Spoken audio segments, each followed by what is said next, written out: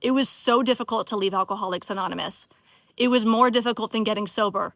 I really believe that leaving AA was the hardest thing I've ever done in my life. That's why I think we're so courageous. If you believe that to leave is to die like I did, you're literally walking out thinking you might die. It's so courageous to trust yourself and to start thinking critically when we're systematically trained to doubt our thoughts.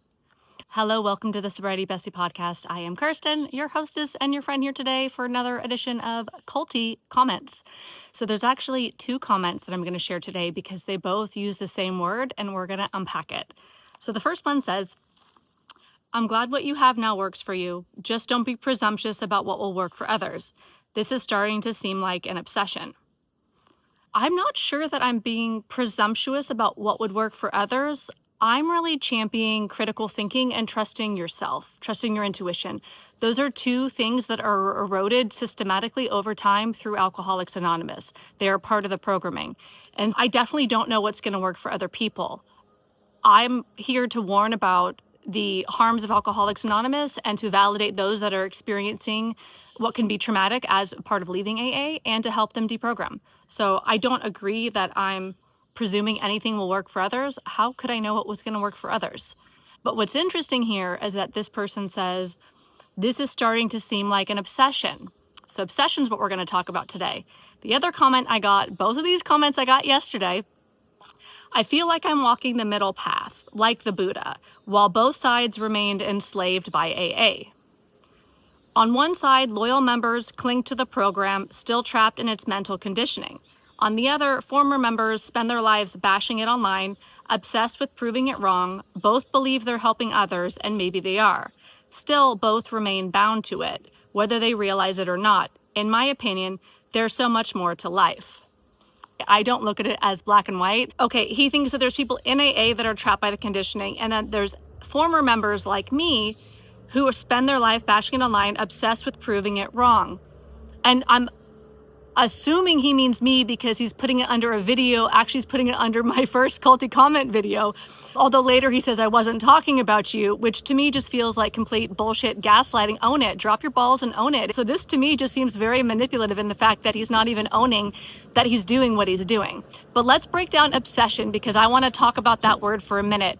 Obsession is a word that was demonized within Alcoholics Anonymous. We have an obsession of the mind. Remember, it's a threefold disease according to Bill's best ideas from the 1930s, which he got from Dr. Silkworth. According to Bill, we have a mental obsession that precedes our first drink, and then there's the physical allergy, and that's all underneath that is the spiritual malady. Now, I don't believe any of this baloney, but that's the AA ideology. So it positions having an obsession with death. That because of the mental obsession, we're going to drink, and because of the physical allergy, we're not going to be able to stop. We're powerless over alcohol, right? So it feeds into the whole core of the ideology that we're forever alcoholic and broken and forever need Bill's program to live, to find a higher power and live. So I don't think obsession's a bad word. I think Bill made it a bad word through his ideology because he equated it with death. So that right there is culty thinking to me, to think that obsession is a bad word. There's positive obsessions and there's negative obsessions, depending upon how they affect you, how they affect others, what you choose, who you are, what's going on in your life. Like, there's so many ways that we can look at what we think of an obsession, but to judge it as bad or wrong is shame, because the first guy says it's starting to seem like an obsession. Like something is starting to get bad. It reads as if that is wrong and it's bad. Yes, I'm reading into it, but it is giving, it is giving shame and silencing, which is very culty. You're literally coming over onto my social media. Fair enough, I'm being loud and proud with my opinions. And you're telling me that what I am doing is wrong, essentially, and that I probably shouldn't be doing it. Or straight up saying that a former member spent their life bashing online, and both are still bound by it, whether they realize it or not. So calling me bound by AA or referring to obsession as bad, I don't agree to either of those.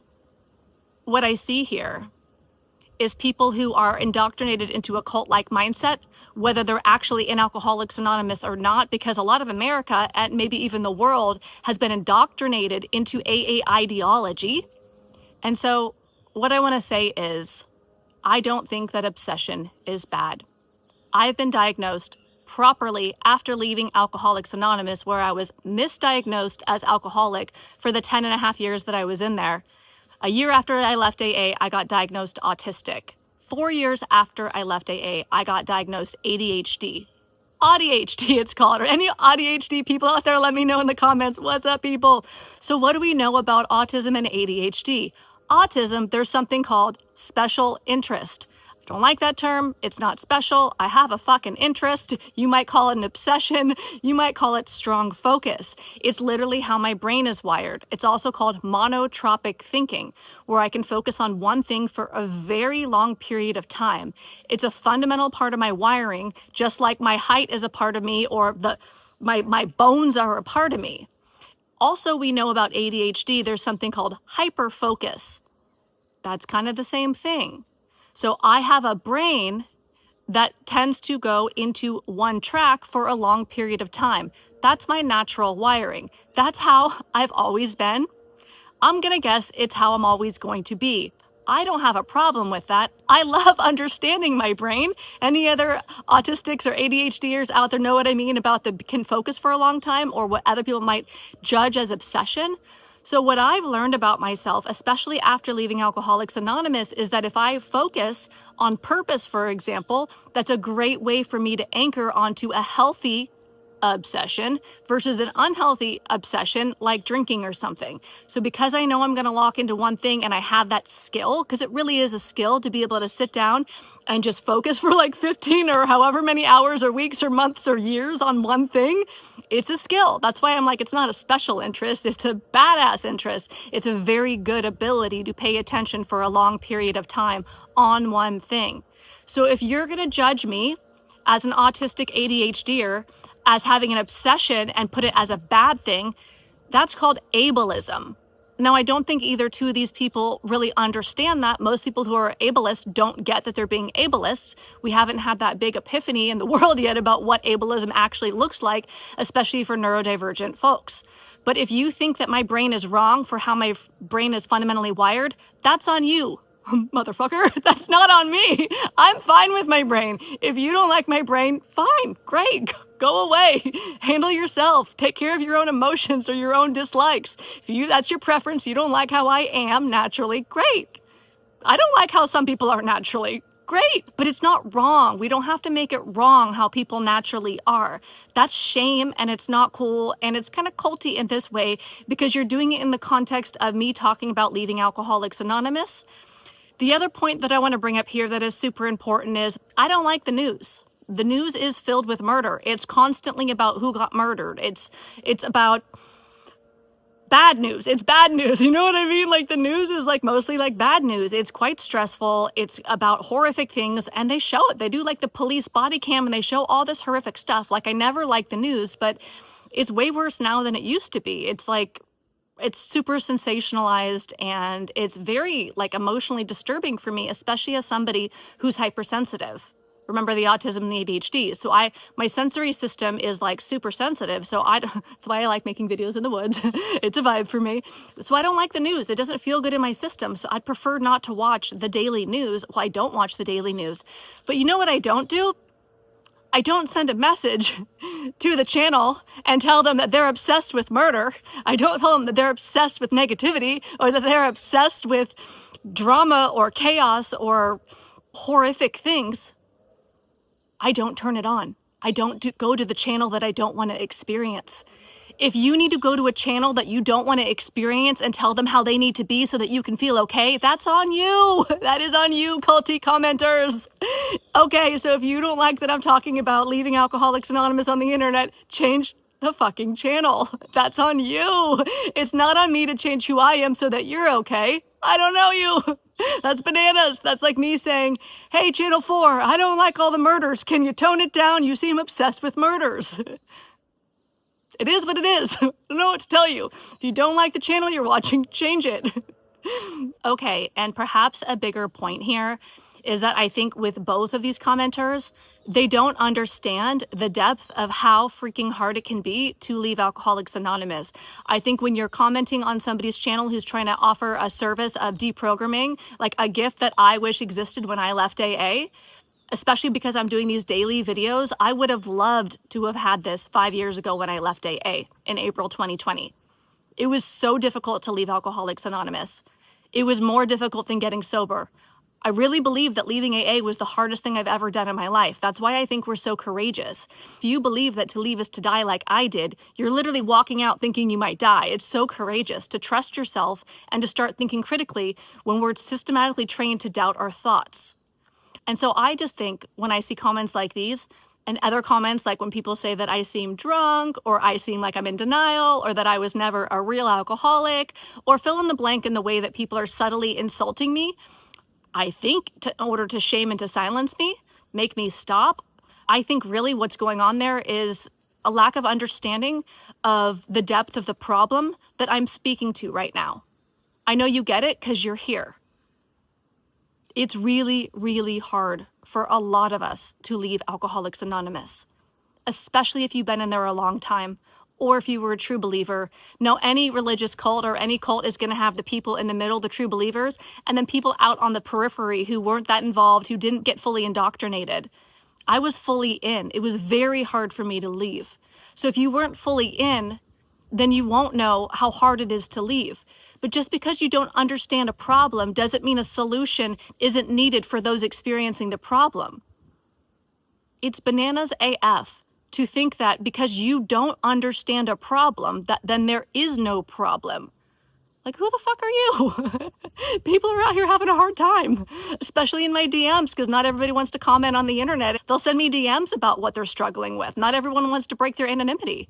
It's really scary to leave an anonymous group and to leave a group that said you were going to die if you left, and to be dealing with the identity crisis that some of us deal with, or the emotional roller coaster, or being shunned by your friends and your community, or realizing that your entire worldview is like built on sand and the entire thing is like crushed and over. There's like bugs out here today. It is so hot. Today is a warm one. So the people who are going to call me obsessed, like the 2 comments from yesterday about spending the past 7 weeks talking about deprogramming from AA, I just think you don't understand what the problem is. I also want to say, I've had a YouTube channel since 2012. Never once in my entire life experience on YouTube or on the internet do I ever recall anybody leaving a comment or giving me a DM telling me that I was obsessed with what I was talking about. Have a look-see at my channel. I got hundreds of videos here. Most of them are about anxiety. I talked about anxiety specifically and like focused on anxiety for years. Nobody once ever told me that I was obsessed with anxiety or that I was bound to my past or that it was my ego or whatever. Nobody once gave a fuck that I talked about anxiety on the internet. Nobody once judged me for it. People were excited to get help for that problem. It was a huge problem for me. It's a huge problem for a lot of people. I solved that problem. I turned around and started helping folks through it through videos on YouTube. I also like to make online courses. So my first course was about anxiety disorders. Digital anxiety pill is my course. So I go through a major problem in my life, I solve it, and then I turn around, I talk about it on the internet, and then I make an online course for people who want to go deeper, and I guide them through it for free on the internet and for paid inside my courses. So this is what I've always done. I've done this with emotional sobriety. I have a course about emotional sobriety. I have a course called Liberated in Sober Skin. And I turned around and on the internet, I talked about emotions, emotional sobriety, emotional stuff on YouTube. Nobody once ever said you're obsessed with emotions. Stop talking about emotions. You're bound by emotions. You're stuck. This is your ego. This is anything. No one gave a fuck about anything I ever talked about. Nobody ever judged me or called me obsessed. And literally for years, I'd say I've talked about anxiety on the internet for over a decade. And nobody once called me obsessed with anxiety or made it to be wrong. And because of that, I conclude that these culty commenters do not think that I'm obsessed. Truly, that's not the problem. The problem is they don't like what I'm talking about. Because I've talked about things way more than leaving AA. They don't like what I'm talking about. It's a cult thing. Don't talk about the cult. What's the first rule of Fight Club? Don't talk about Fight Club. So this is what it is. It's just supposed to stay anonymous. You shouldn't talk about this. If you talk about this, you have a problem. And so I just think both of these people don't understand the harms of Alcoholics Anonymous and how much struggle we can do when we leave. So the problem isn't that I'm obsessed with something.